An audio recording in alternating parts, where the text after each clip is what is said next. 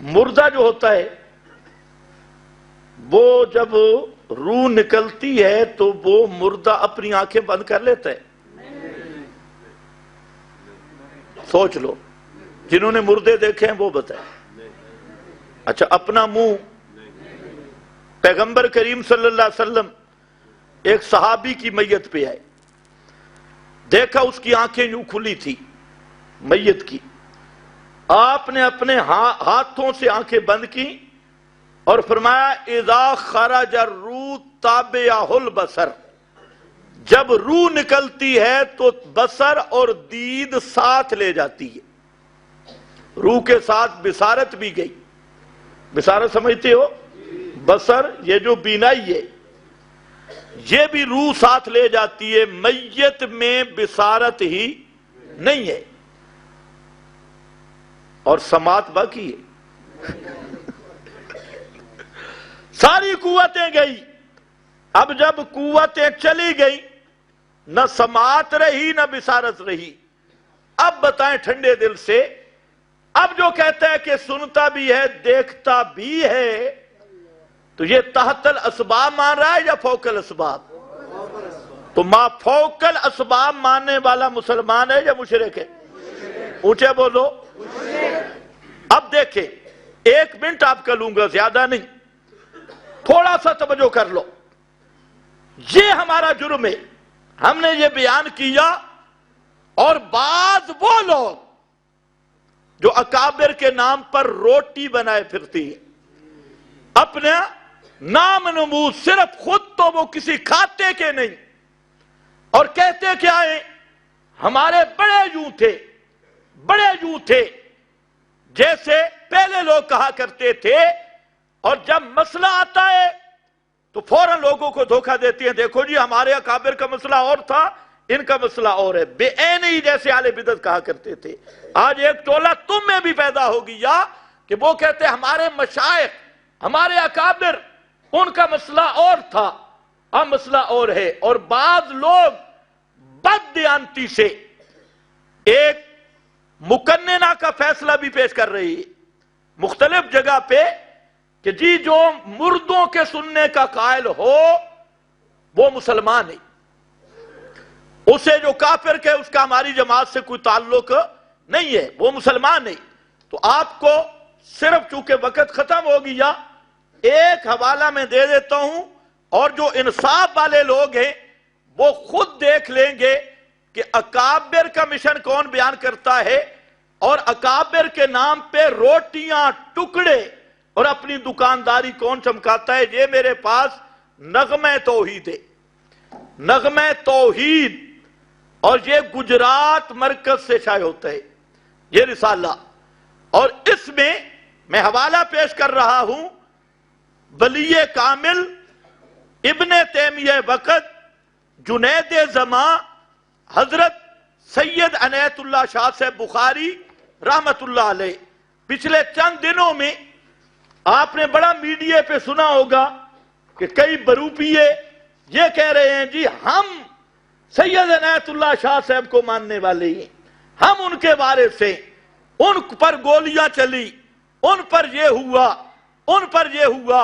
یہ تو اب میں کہتا ہوں کہ وہ ذرا توجہ کر لیں، یہ صفحہ 13 ہے اور ماہنامہ نغمہ توحید 1995، اس میں حضرت سید عنایت اللہ شاہ بخاری رحمت اللہ تعالی علیہ سے یہی سوال ہوا کہ آپ کے بعد فیصلوں میں یہ تحریر ہے کہ جو مردوں کے سننے کے قائل ہیں تو ان کو کافر نہ کہا جائے۔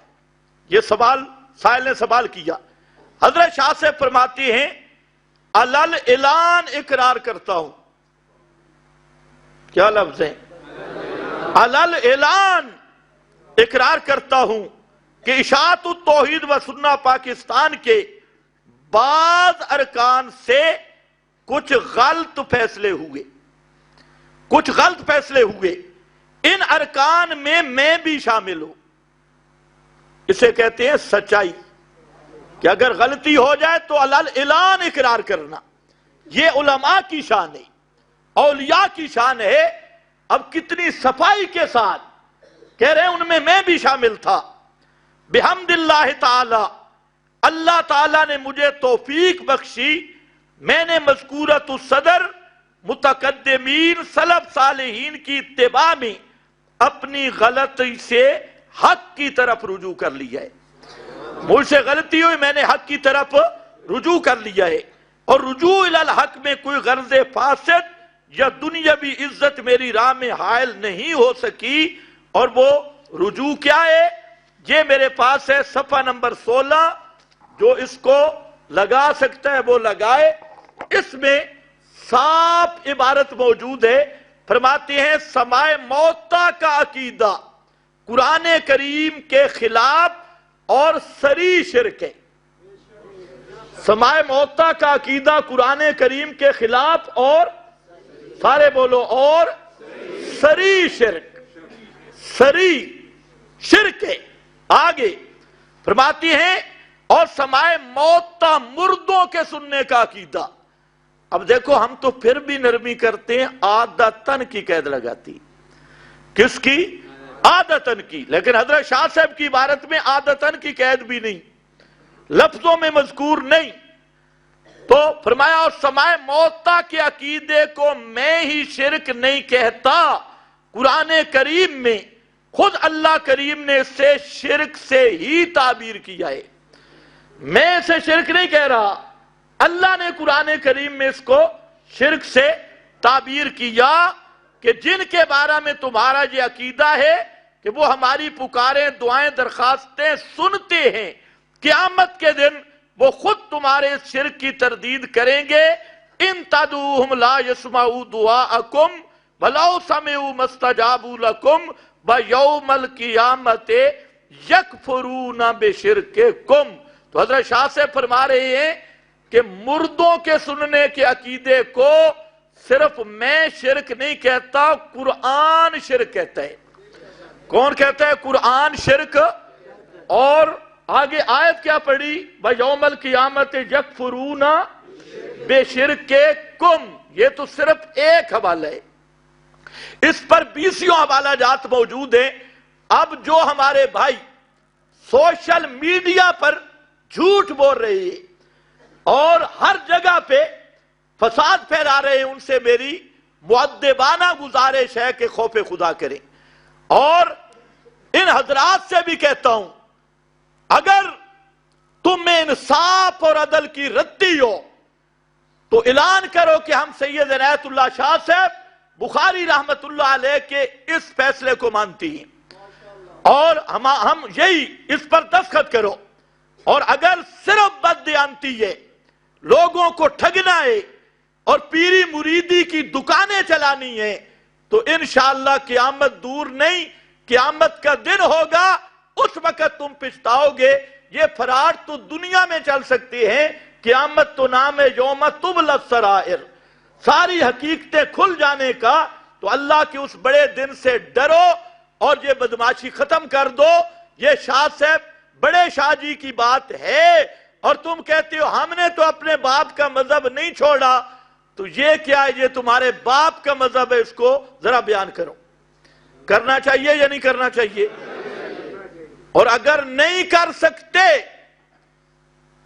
تو تمہیں احساس ہونا چاہیے کہ آئندہ سید عنایت اللہ شاہ صاحب کا نام استعمال کرنا چھوڑ دو. یہ سید عنایت اللہ شاہ صاحب کی تحقیق ہے اور صاف فرماتے ہیں سماع موتا کا عقیدہ صریح شرک ہے. اور میں نہیں شرک کہہ رہا، کون شرک کہہ رہا ہے؟ قرآن شرک کہہ رہا ہے. اب جو قرآن کا انکار کرے گا، ہم اگر عرض کریں گے تو شکایت ہوگی. اپنے گریبان میں جھانکو، سوچو. یہ تو ایک حوالہ ہے، اس پر 20 حوالے میں دکھا سکتا ہوں. اور یہ نغمہ توحید ہے، یہ نغمہ توحید ہے. یہ میری لکھی ہوئی کتاب نہیں کہ کل تم کہہ دو خود رسالہ لکھا ہے. اور یہ نغمہ توحید گجرات سے آیا ہے. اور اس نغمہ توحید میں اور بھی بڑے شعر چھپے ہیں، وہ بھی اگر ضرورت پڑی تو میں لاؤں گا. میں آخر پہ بات کرتا ہوں ان سب فیس بک کی کھلاڑیوں پہ. اب یہ جو جماعتی مسائل ہے، ہم نہیں چاہتے کہ اس کو سٹیج پہ لایا جائے. اور سب سے میں گزارش یہ کرتا ہوں کہ آپ بھی مہربانی کریں. ہم نے طے کیا ہے کہ جماعتی چیزیں سٹیج پہ نہیں لائی جائیں، نہ لائی جائیں. لیکن میں عجیب حیرت ہوتی ہے ان لوگوں پر کہ ایک طرف اب نیا کارڈ استعمال ہو رہا ہے سلو، اور دوسری طرف اپنے کئی اباء الکلاب کو لگایا ہوا ہے فیس بک پر، جو سری جھوٹ، بہتانات، الزامات، دن رات بکواس بازی کر رہے ہیں. تو یہ دوگلی پالیسی چھوڑ دو. اسی دوہرے معیار نے تمہیں خراب کیا، اور تم نے خود اپنی ذلت آنکھوں سے دیکھی. ہم کچھ بھی نہیں کہتے. اگر تم میں انصاف ہو تو 9 جنوری کو جو تم پہ اللہ کا عذاب آیا، وہ عذاب تم نے اپنی آنکھوں سے دیکھ لیا، اور تمہارے منصوبوں کو اللہ نے اس طرح تباہ کر دیا جیسے قوم عاد، قوم صالح، ان کے منصوبوں کو اللہ نے تباہ و برباد کیا. میری گزارش یہ ہے کہ اب یہ فیس بک یا سوشل میڈیا، اس کا استعمال چھوڑ دو، اور جو ذمہ دار حضرات ہیں وہ اپنے مجلس میں بیٹھ جائیں، ہمیں بلا لیں. پہلے بھی میں نے کہا آپ آ جائیں تو کسی جگہ پہ بیٹھ کے ان کو طے کر لیں، یہ اچھا ہوگا.